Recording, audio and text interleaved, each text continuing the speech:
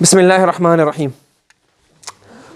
So moving on, we discussed in the last lesson that you have adat of Qareeb and adat of Ba'id. But now the Balagah aspect comes about now, or the eloquence comes about when you switch it around. For example, something is far, but what do you use? A Qareeb particle. Something is Qareeb, use a Ba'id particle. Why? There must be a reason for this. Okay? Well, one reason you don't know Arabic. But when it comes to the Quran and the Hadith, the Arabs use it. The other reason is that they have a hidden reason behind of this. And we'll be discussing this lesson, inshallah. Okay? وَقَدْ يُنَزَّلُ نَزَّلَ يُنَزِّلُ تنزيل, and this is يُنَزَّل. وَقَدْ يُنَزَّلُ الْبَعِيدُ, and this is ظرف منزلة القريب.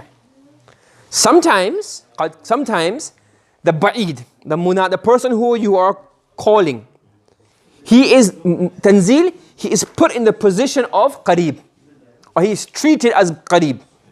So you doesn't put in the position of, okay, but you can say here treated as Ba'id. So Ba'id, something far, or someone far, or something far, can be treated or put in the position of Qareeb, and vice versa in the next lesson. Okay? And therefore, he's explaining more.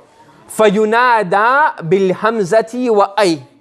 Therefore, it is called via Hamza and Ay. Even though it's Ba'id, what do you use? Not Ya. You use Hamza and Ay, which are for Qareeb. Why? What's maf'ul lahu?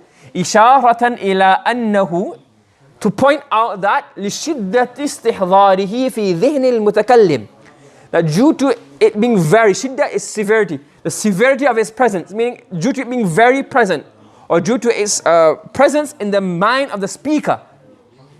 What's the khabar? صار كالحاضر معه. It is as though he has become present with him.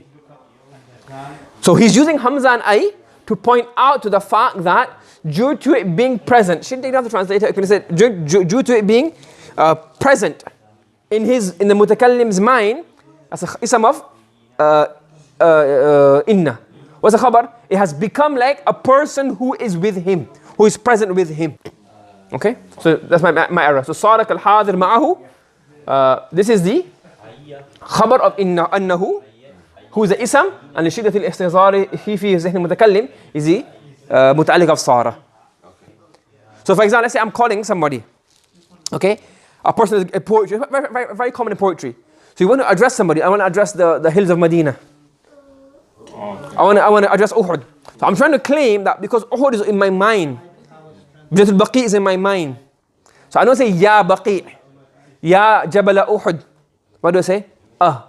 Why? To show that look, it's far and physically, but metaphorically and spiritually, where is it? Right here in my heart, in my mind. It's there. It's right here. You understand? And he's given an example of this from a poem. He says here, As-Sukkana, because obviously it's mudaf to Na'man. That's why it's mudaf, munada is mudaf, so it becomes mansub. And is Hamzatul Istifham. Sorry.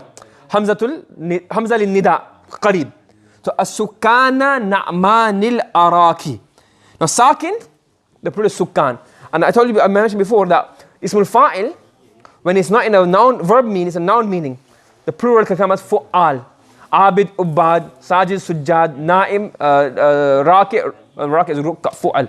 But you get that very common. Okay? Zahid, Zuhad. Sakin, Sukkan. Where did they say? So Na'manil Araki is a name of a place. Now, some books have Nu'man, some have Na'man. The books I looked in, they said it's Fathun Noon. But some books will have Dhamma. That's our geographical location, and that's not too important for our discussion. So whether it's Na'man or Nu'man, some say Nu'man is actually a different place, and Na'man is a different place. Again, I'm saying, and it all depends on the context of the poem, who said it, or where he said everything. But anyways, he's saying, so the books I read, they said it's Na'man al-Araq. So Na'man is a name of a place, don't translate that. So all dwellers of Na'man al-Araq, what is it? It's a wadi between two mountains. A wadi meaning a valley. Wadi is valley. So a valley between Makkah and Taif. So between Makkah and Taif is a valley called Na'man al-Araq. So what he's saying is obviously his mahbuba lives there. Or at least they lived there, or they had some kind of a nice holiday there, yeah? So he said, As-Sukkana Na'man al-Araki. O dwellers of Na'man al-Araq. What's the munada? Tayaqqanu. Believe, be sure. Be sure about what? This fact. بِأَنَّكُمْ ism of anna, and sukkan is a khabar, and fi rab'i qalbi is a muta'alliq of sukkan. So بأنكم, so believe or be sure that you are sukkan, that you are dwellers in the raba of my heart. What does raba mean? Raba literally means, literally what does rabi' mean? The Muslim of rabi', spring. They have a holiday house. You know, people who are really rich have a, what do you call it? They go to have in which places? Spain. So they live here, and then the holiday summer, where do they go? To Spain and have a nice little holiday house. So even in Makkah, because Makkah is a thing, a lot of people used to have Ta'if as a holiday home. So a raba' is a holiday home where you spend the nice, you have a nice, you live in somewhere, do business, and you live there, but for holidays, it's called a raba'. So he says here, and here now it also means, and it has a literal meaning, but it can also mean dar, any place. Dar and surrounding areas. So he's saying here that believe for sure that you are dwellers within the house of my heart. So you can translate here simply as house, or you are dwellers of my heart. But raba' literally means a holiday home.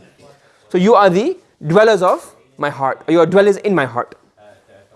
Okay? What's the istishhad here? The main point we're discussing here is as-sukkan na'man al-araq. Because when he was saying his poem, he wasn't near Na'man al-Araq. He was far away. But what did he use? Hamza. And what's Hamza used for Qareeb or Ba'id? Qareeb. So how can you use Qareeb when it's Ba'id? Because of this. Isharatan, to point out that due to Na'man al-Araq being present in my heart, صار كالحاضر معي, it's as though it is with me right now. That's why I'm using Qareeb.